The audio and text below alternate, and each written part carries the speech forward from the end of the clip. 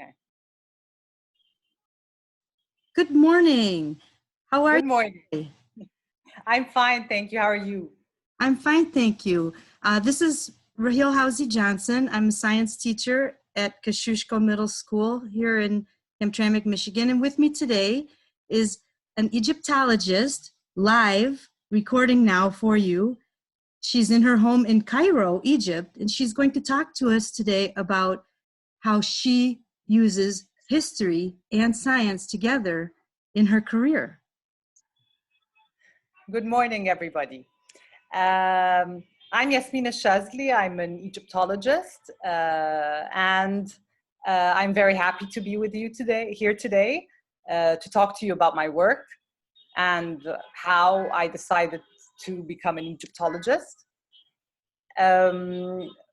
The story of how I decided to start to study Egyptology is interesting because I was in Denmark at the time. My dad's a diplomat, so we were posted in Denmark, and I was in high school. And Dr. Zahawes came to Denmark to give a lecture in the embassy, and he ended up having lunch in our home.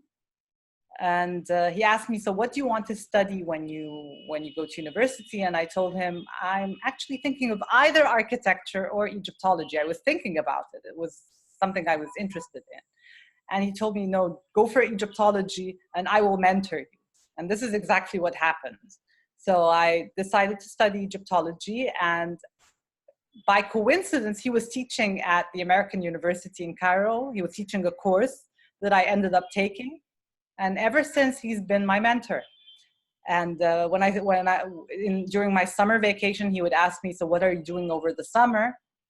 I used to tell him, well, I'm going to have fun in the summer. And he said, no, you're coming to Giza for training. And he had me receive archaeological training at Giza, where the pyramids are, during the summer. So I learned how to I learned epigraphy, which is how you copy scenes from the monuments.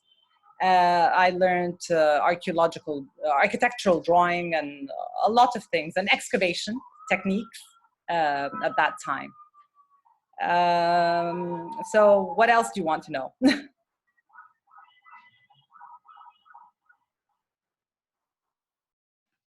Sorry about that. That was the phone ringing. I just turned. No problem.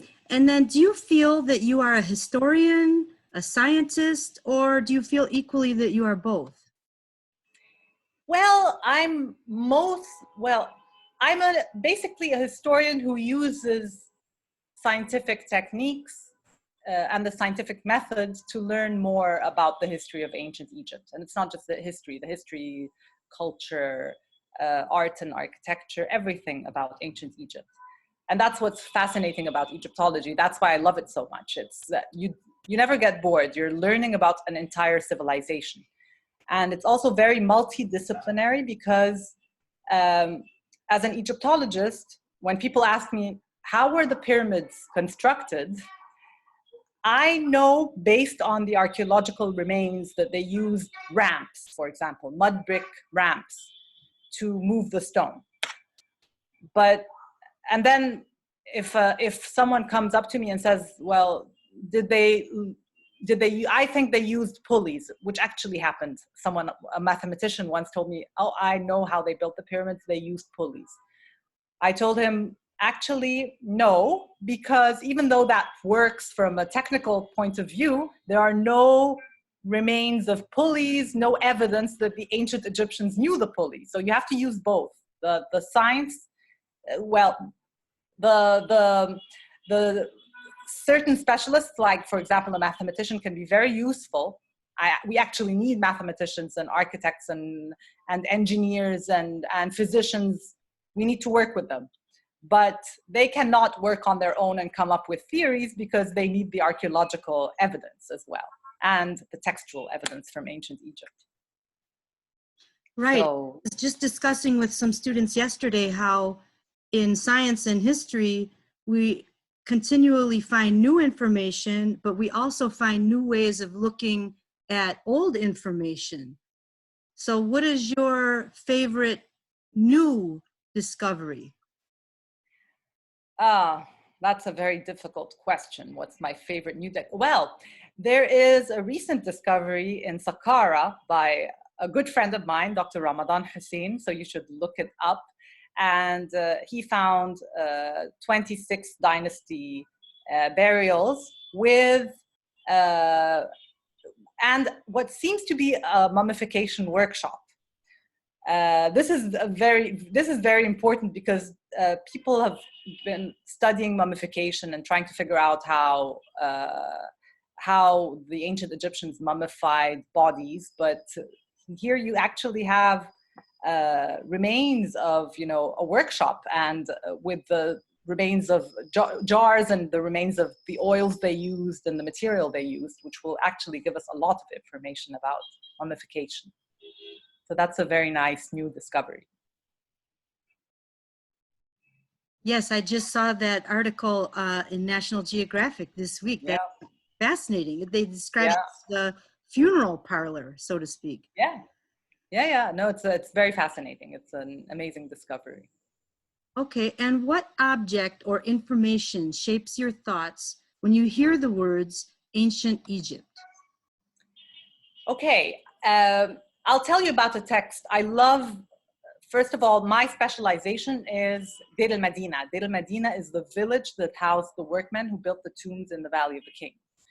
And I love this village because it shows us that the ancient Egyptians were human, and they were very much like ourselves. One text that I love, so I like to read the texts that were left by the ancient Egyptians, and one of them is The Immortality of Writers. This is a very amazing text because it tells us how much the ancient Egyptians valued writing. We always think of the ancient Egyptians as people who were obsessed with death and that they wanted to immortalize themselves by building pyramids. But this text tells us that the ancient Egyptians believed that actually the best way to immortalize yourself is to write a book, because that book will be read by future generations and you'll always be alive because your name will always be mentioned. And as long as your name is mentioned, you will always be alive. You're immortal. Right. And I think that's very true. To me, that's why the ancient Egyptians are immortal. It's not just the pyramids, it's the writings. The writings that they left. We wouldn't know Khufu if we never found his cartouche and we never read his name. So so it's the writing that kept them alive.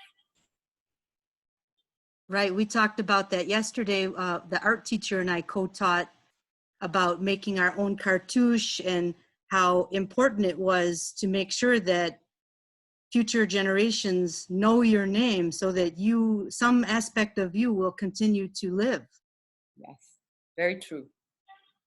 Okay, beautiful. Okay, and what do you want teenage students in the United States to know about the history of Egypt?